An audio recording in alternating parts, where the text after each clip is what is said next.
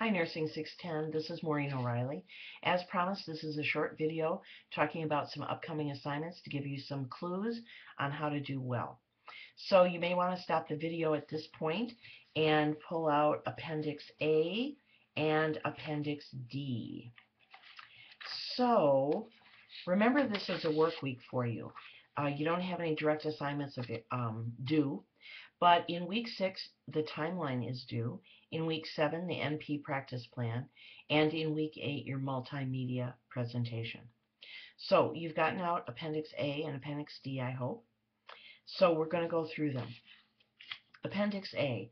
On the first page, remember you're going to be individualizing this according to your specialty and job choices.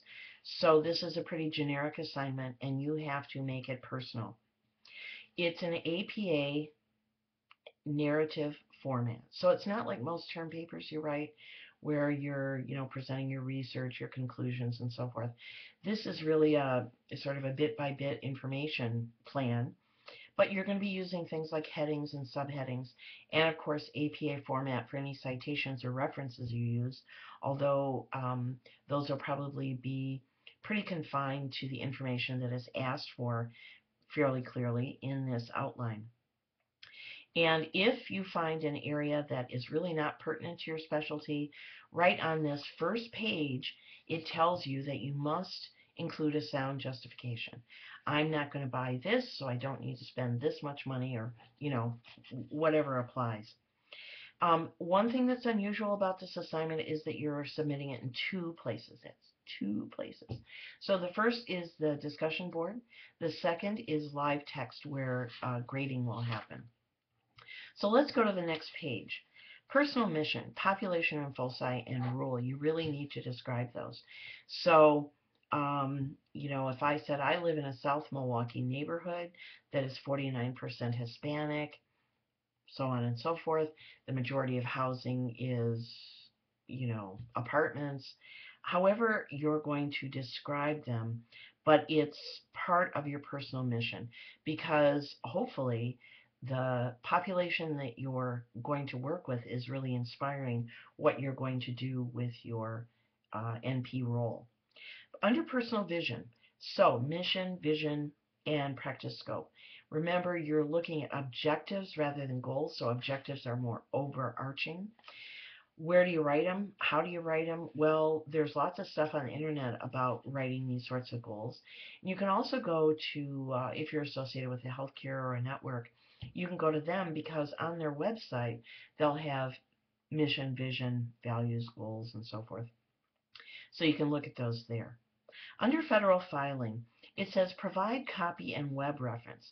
I saw 2 of your classmates had a discussion on Cyber Cafe about what they were going to do about this particular point. One person said she was going to make an appendix. Well, certainly an appendix is fine, but you don't have to include all the pages. Like the DEA application is pretty long. The point of this is so that you go there and you see how much information you have to collect and put together if, for instance, you're applying for a DEA license. How soon you'd have to send it in, how much money it costs. It's expensive. So here I am perfectly satisfied with a screenshot of the first page. That's all you need to include in your appendix or wherever you're going to put it. But I don't need all 8 pages. I just want proof that you've gone there and you have some idea of what sort of effort will go into getting that licensure, NPI, whatever it is that you're going to get. Also, for the State Nurse Practice Act, right underneath that, the first page of the Act is fine. The web reference, and again, be accurate. As you go down each of these boxes, make sure that whatever points they say you should include, you did include. Okay? Let's see. State requirements for practice. You can use, again, an appendix for the practice protocol, collaborative practice contract, and again, screenshots of the first page of each of those are sufficient. I really don't need a document that is 70 pages long. Then you can go down to compendium of local practice opportunities, followed by preferred practice opportunities. You should probably really be able to combine those. You should be able to talk about what's available for practice in your area or wherever it is that you're planning on ending up. And then what would you prefer and why? You should probably have some good reasons about why you're going to choose someplace. The next page, under community served, some people ask me, what does this really mean? Whatever defines the needs of your practice and what you must do to be prepared. For instance, I'm in South Milwaukee, 49% Hispanic. Well, perhaps I need to learn healthcare worker Spanish and give myself 3 months to do that to be prepared for my new role. Further down the page, under technology, you want to list the software you're familiar with, go through everything. And again, it's just a list, not how good you are or where you learned it, just a list. Then list additional training and software options. Are there things out there that you think would help, like billing software that you need to become familiar with for your private practice? Then C, additional hardware needed. Um, and here you should really talk about what are you going to contract for if you're joining a practice or if you're joining a hospital or healthcare entity, or what are you going to buy for yourself? Because, of course, that becomes part of the costs. The next page, under insurance, remember, Bupert has some great information about this, but what I'd really like you to do, under B, individual malpractice insurance, you want to look at least two. So call an agent, look at a website, talk to colleagues, what sort of insurance do they have. Usually it's pretty much the same coverage everywhere, but maybe not the same price. So it's worthwhile looking at too. This gives you an opportunity to learn a little bit about this so that if and when you buy your own individual insurance, you got a little bit more up here about what the business means and where you can perhaps save a few bucks but still get good coverage. The next is justification of NP existence. I want one strong paragraph. You all know about elevator speeches. So my elevator speech, when somebody asks me in a closed elevator and I've got 12 seconds, they say, oh, what do you do? Oh, I'm a nurse practitioner. My specialty is neonatal. That means that I resuscitate and stabilize sick and preterm infants. Within 3 sentences, I've given them pretty much the whole scope. And that's pretty much what I want you to do here. Pare away any words that are unnecessary. Get right to the point. Cover the points here. Now, there's two questions about why should an employer hire you instead of a master's prepared NP or a PA? So you want to make sure that you cover that. Under library references, what are the resources that are really must-haves? And again, uh, you really should list these in APA format.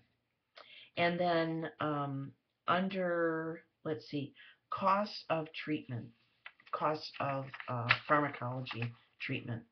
So you want to be sure to include here how to access. For instance, my healthcare system has micromedics and they're trialing another drug compendium. And where would I find that? How do I find it? Is it difficult? Does it make me go through 5 clicks and 4 pages before I can get to it? And then, if you're going to be buying an app for drug usage, remember to include the costs. And you can also look at other things that you can include here.